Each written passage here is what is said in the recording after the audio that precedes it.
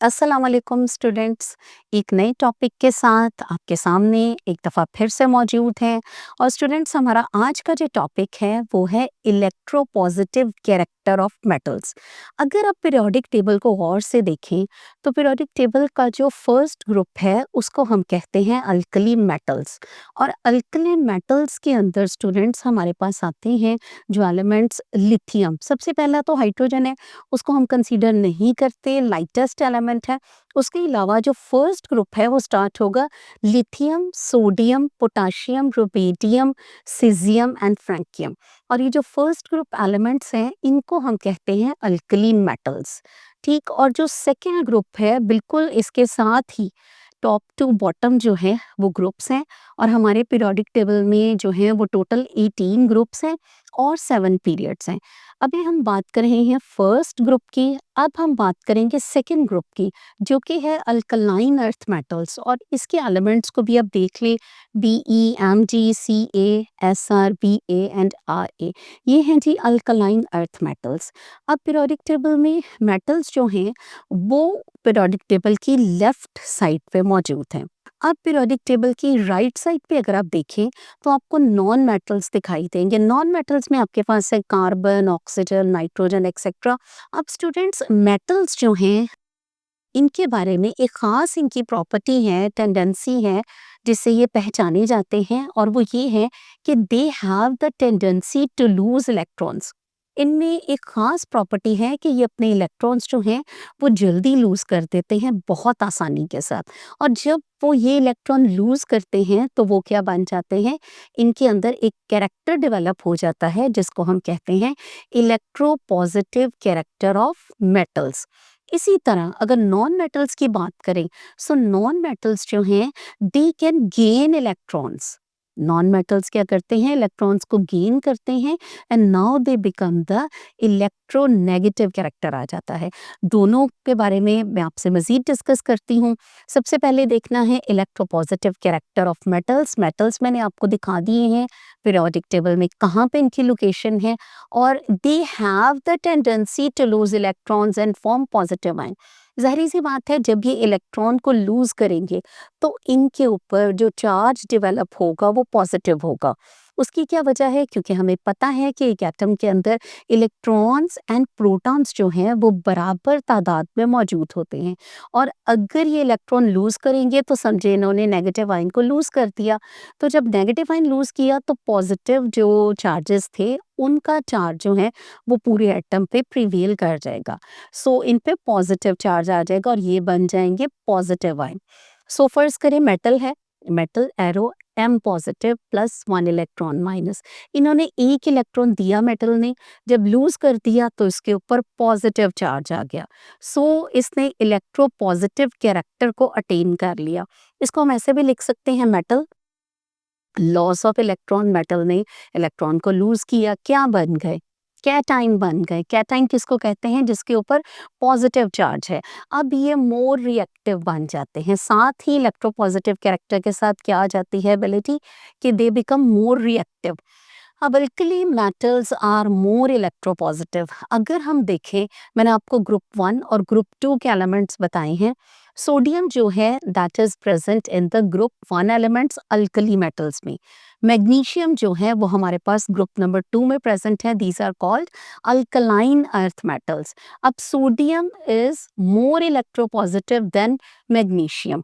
सो हमने याद रखना है अल्कली मेटल्स ज़्यादा इलेक्ट्रोपॉजिटिव हैं। और इनके कुछ रिएक्शंस भी हैं दैट वी विल डिस्कस। उसके बाद हम देखते जाएं कि electronegative character of non metals भी कैसे डेवलप होता है। जो हमने बात की कि इनमें एफिनिटी है टू गेन इलेक्ट्रॉन्स, इनके पास एबिलिटी क्या है कि ये इलेक्ट्रॉन को गेन कर सकें। सो अब बन क्या जाते हैं ये नेगेटिव आयन। फर्ज करें बी जो है कोई भी नॉन मेटल है, तो ये इलेक्ट्रॉन को एब्जॉर्ब करेगा, गेन करेगा और इसके ऊपर नेगेटिव चार्ज आ जाएगा। वही बात, नेगेटिव चार्ज क्यों आएगा, क्योंकि इसके अंदर ऑलरेडी पॉजिटिव और नेगेटिव चार्जेस बराबर हैं।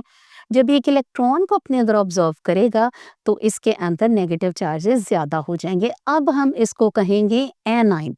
एनाइन उसको कहते हैं जिसके ऊपर नेगेटिव चार्ज है। और ये जो है इलेक्ट्रोनेगेटिव एलिमेंट्स बन जाते हैं। क्या बन जाते हैं? Electronegative elements. और इलेक्ट्रोनेगेटिव एलिमेंट्स जो हैं स्टूडेंट्स, उनमें टेंडेंसी है। What is electronegativity? Electronegativity is the ability of an atom to attract the shared pair of electrons. So ये जो नॉन मेटल्स हैं ये इलेक्ट्रोनेगेटिव हैं, ये इलेक्ट्रॉन्स को जो है वो अपनी तरफ खींचते हैं। अगर हम पीरियोडिक टेबल में देखें नॉन मेटल्स के अंदर, तो सबसे ज़्यादा इलेक्ट्रोनेगेटिव एलिमेंट है फ्लोरीन। ये आपने याद रखना है, सबसे ज़्यादा इलेक्ट्रोनेगेटिव है फ्लोरीन है, और इसको आपने ऐसे ही लिखना है। फिर ऑक्सीजन है, फिर नाइट्रोजन है, और सबसे कम जो इस लिस्ट में आ रहा है वो है chlorine. So non metals react with metals. अब हम रिएक्शन डिस्कस कर लेते हैं। हमने देख लिया कि नॉन मेटल्स जो हैं वो हैं इलेक्ट्रोनेगेटिव कैरेक्टर के साथ, और जो हमारे पास मेटल्स हैं वो हैं इलेक्ट्रोपॉजिटिव कैरेक्टर के साथ। अब हम कुछ रिएक्शंस डिस्कस करेंगे। पहले हम करेंगे मेटल्स का, और फिर हम रिएक्शन डिस्कस करेंगे नॉन मेटल्स के।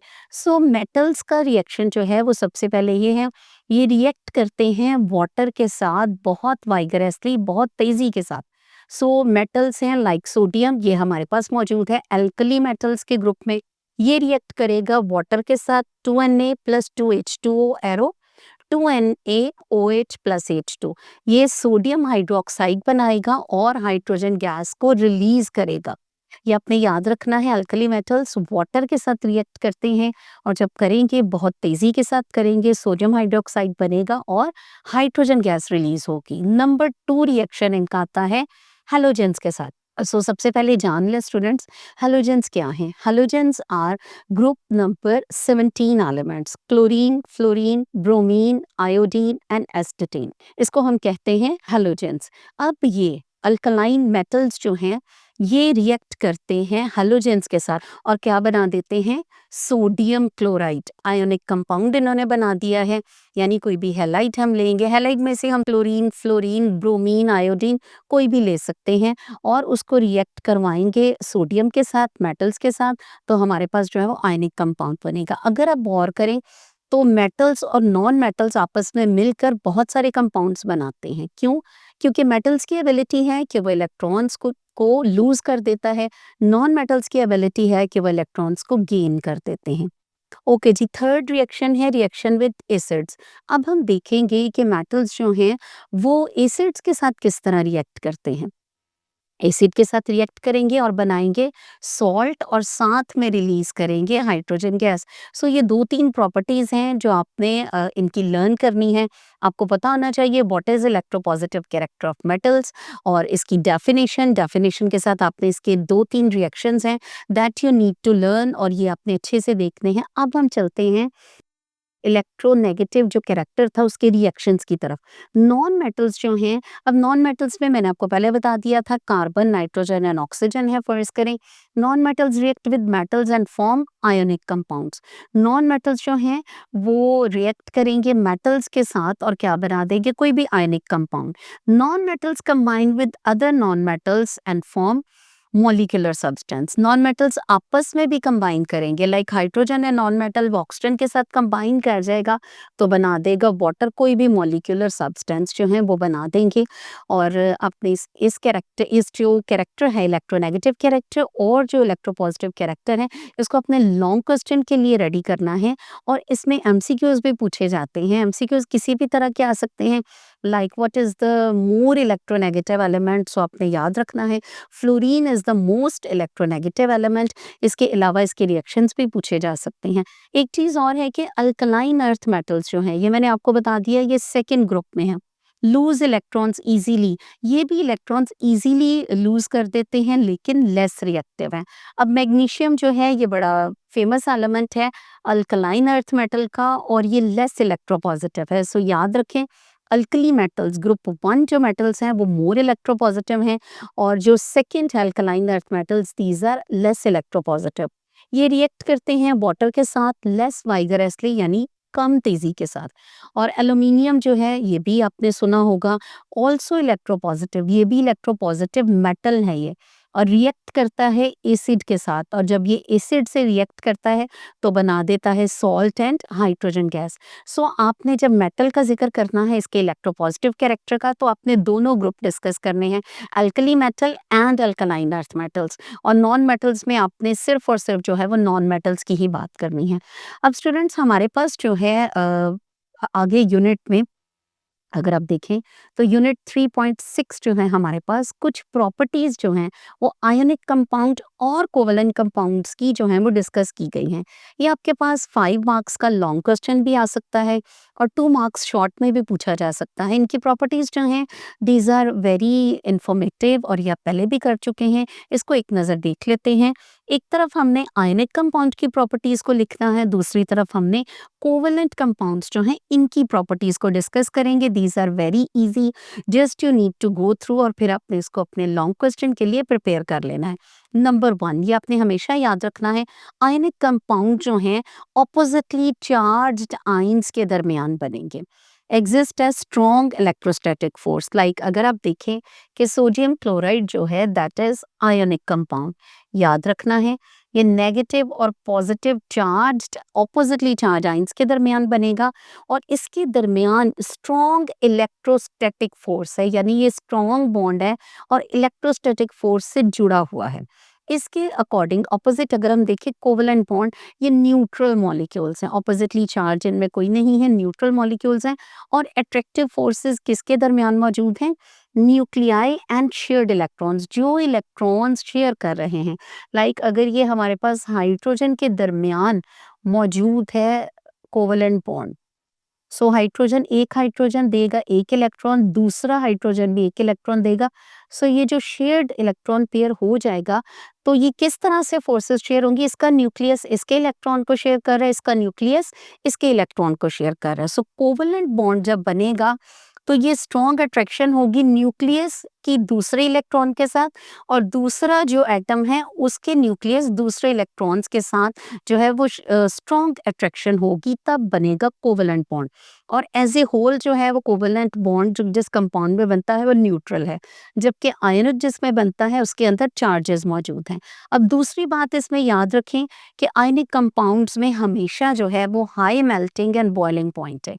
लाइक अगर आप सोडियम क्लोराइड को देखें, इसी की मिसाल हमारे पास आयनिक कंपाउंड्स में मौजूद है। सो ये अगर आप इसका बॉइलिंग पॉइंट देखें तो ये 801 डिग्री सेल्सियस पे जो है वो बॉयल होता है, जो कि बहुत ज़्यादा हमारे पास एक क्वांटिटी है। सो इनके जो हैं बॉइलिंग पॉइंट और मेल्टिंग पॉइंट बहुत ज़्यादा हैं, हाई हैं। क्यों? क्योंकि strong electrostatic forces of attraction है, इनको ब्रेक करना तोड़ना जो है that is difficult, it takes time. अब अगर कोवेलेंट बॉन्ड की बात करें, सो ये जो है low melting and boiling point है। क्यों? क्योंकि ये जो है वीक फोर्सेस है। ठीक है, electrostatic forces of attraction strong forces हैं, covalent bond as a whole जो है वो वीक बॉन्ड माना जाता है। थर्ड पॉइंट की बात करें तो ionic compound soluble in polar solvents. Ionic compounds जो हैं वो पोलर सॉल्वेंट्स, अगर आप वाटर को देखें तो वाटर के अंदर भी हमारे पास पोल्स बने हुए हैं, पॉजिटिव, और ऑक्सीजन जो है इसके ऊपर नेगेटिव। सोडियम क्लोराइड के ऊपर भी पोल्स हैं, सोडियम पॉजिटिव है, क्लोराइड नेगेटिव है।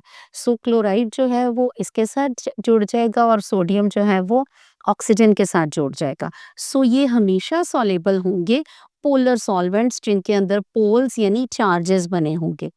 और कोवेलेंट कंपाउंड्स जो हैं ये इनसॉल्युबल हैं वाटर में, but soluble in non polar. ये नॉन पोलर सॉल्वेंट्स जैसे बेंजीन है, पेट्रोल है, ग्रीस है, इनके अंदर कोवेलेंट कंपाउंड्स जो हैं वो डिसॉल्व जल्दी हो जाएंगे, जबकि जैसे वाटर हमने बताया पोलर के अंदर ये बिल्कुल भी मिक्स नहीं होंगे।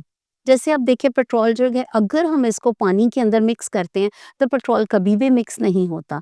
अगर आप केरोसिन ऑयल लें, मिट्टी का तेल, उसको पानी में मिक्स करें तो वो नहीं होगा, क्योंकि बेंजीन, केरोसिन ऑयल ये सब कोवेलेंट बॉन्ड्स हैं और ये पोलर जो है वाटर के अंदर कभी भी मिक्स नहीं हो सकते हैं। सो ये आपने देखना है। नंबर 4 पॉइंट आपने देखना है, आयनिक कंपाउंड्स गुड कंडक्टर्स हैं। गुड कंडक्टर्स किस सूरत में है? जब ये मोल्टन स्टेट में है, पिघली हुई हालत में है या फिर सोल्यूशन की हालत में है, तो ये वेरी गुड कंडक्टर्स हैं किसके? इलेक्ट्रिसिटी के। Covalent compounds on the other hand ये bad conductors of heat and electricity हैं। सो आपने इनकी 4 प्रॉपर्टीज़ हैं, आपने फिर बाद में इनको एलैबोरेट कर लेना है और ये भी आपने प्रिपेयर करना है लॉन्ग क्वेश्चन के लिए। तो स्टूडेंट्स, ये था हमारा आज का टॉपिक। मैं उम्मीद करती हूँ कि आपने अच्छे से अंडरस्टैंड कर लिया होगा। आज के लिए इतना ही। अल्लाह हाफ़िज़।